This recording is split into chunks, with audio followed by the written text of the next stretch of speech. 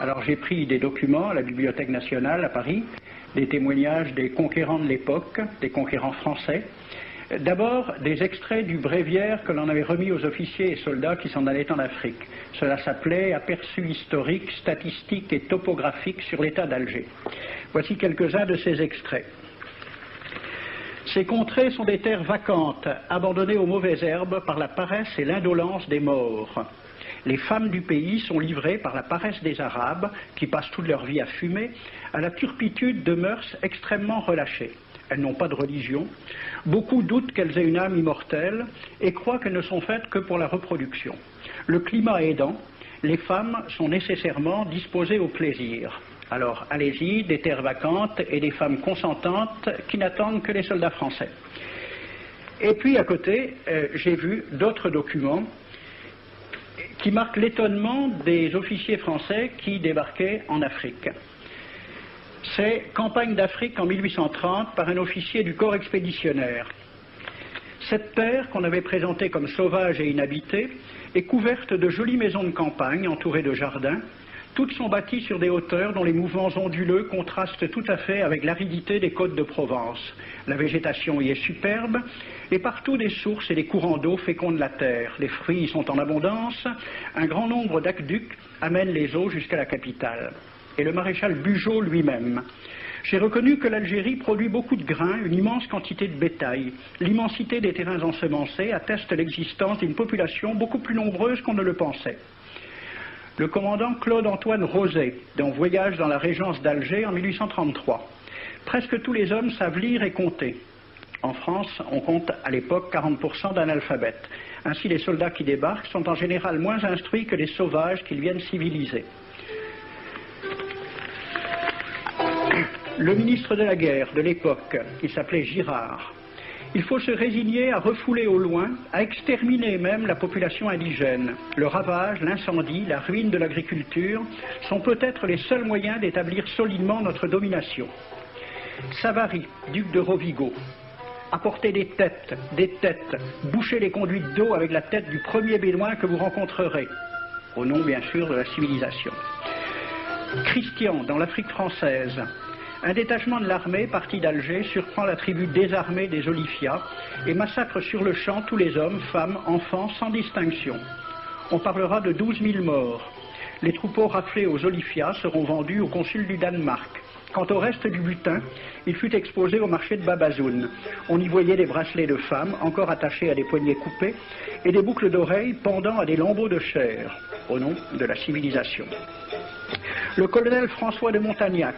Selon moi, toutes les populations qui n'acceptent pas nos conditions doivent être rasées. Tout doit être pris, saccagé, sans distinction d'âge et de sexe. L'herbe ne doit plus pousser là où l'armée française a mis le pied.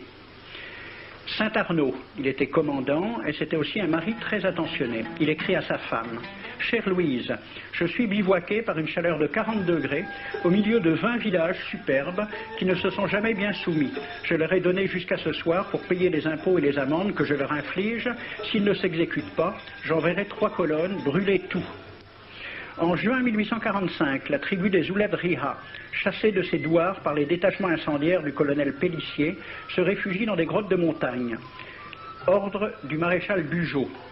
Si ces gredins se retirent dans leurs cavernes, imitez Cavaignac aux Béha, fumez-les à outrance comme des renards. Voici le récit d'un témoin, français bien sûr. Voir au milieu de la nuit, à la faveur de la lune, un corps de troupes françaises occupé à entretenir un feu infernal.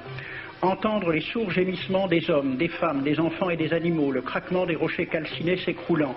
Le matin, quand on chercha à dégager l'entrée des cavernes, gisaient des bœufs, des ânes, des moutons. Parmi les animaux, entassés sous eux, on trouvait des hommes, des femmes, des enfants. J'ai vu un homme mort, le genou à terre, la main crispée sur la corne d'un bœuf. Devant lui était une femme tenant son enfant dans ses bras. Cet homme avait été asphyxié au moment où il cherchait à préserver sa famille de la rage de cet animal. On a compté 760 cadavres. Le 8 mai 1845, Saint-Arnaud découvre 500 Algériens qui s'abritent dans une grotte entre Ténès et Mostaganem. Saint-Arnaud ordonne à ses soldats de les emmurer vivants. Il écrit « Je fais boucher hermétiquement toutes les issues et je fais un vaste cimetière. La terre couvrira à jamais les cadavres de ces fanatiques. » C'est à peu près ce qu'ont dit les Allemands en massacrant le village d'Oradour-sur-Glane.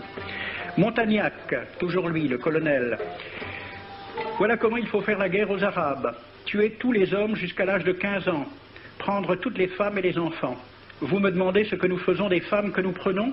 On en garde quelques-unes comme otages, les autres sont échangées contre des chevaux, et le reste est vendu à l'enchère comme bête de somme, toujours au nom de la civilisation. Nous rapportons un plein baril d'oreilles récoltées paire à paire sur les prisonniers. Il contient même celle d'un de nos 58 gendarmes morts de maladie. 2 pièces de 100 sous ne sont pas à dédaigner. Le maréchal Soult, ministre de la guerre, répondant à des questions à la Chambre des députés. En Europe, un tel acte serait horrible et détestable. En Afrique, c'est la guerre même. C'est la guerre même, c'est du moins ce que dit le ministre français, mais en face, voici un décret pris par l'émir des Arabes, l'émir Abdelkader. Tout Arabe qui amènera vivant un soldat français recevra pour récompense la somme de 8 douros. Tout Arabe qui aura un Français en sa possession sera tenu de le bien traiter et de le conduire le plus promptement possible, soit devant le califat, soit devant l'émir lui-même.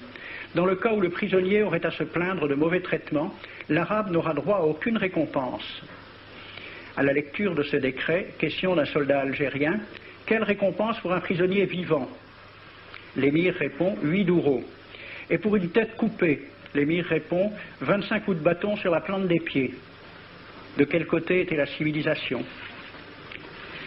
J'ai donc fait ce film avec les citations et des dessins et gravures qui étaient à la Bibliothèque nationale à Paris, et j'ai proposé le film à la Ligue de l'enseignement pour qu'il soit projeté dans les lycées et collèges de France et de Navarre. La Ligue de l'enseignement l'a refusé avec cette appréciation. Quoique très correctement réalisé et basé sur des documents indiscutables, ce film va à l'encontre de toutes les idées qui servent de base à l'enseignement de la pénétration française en Afrique du Nord, ce qui rend sa diffusion impossible.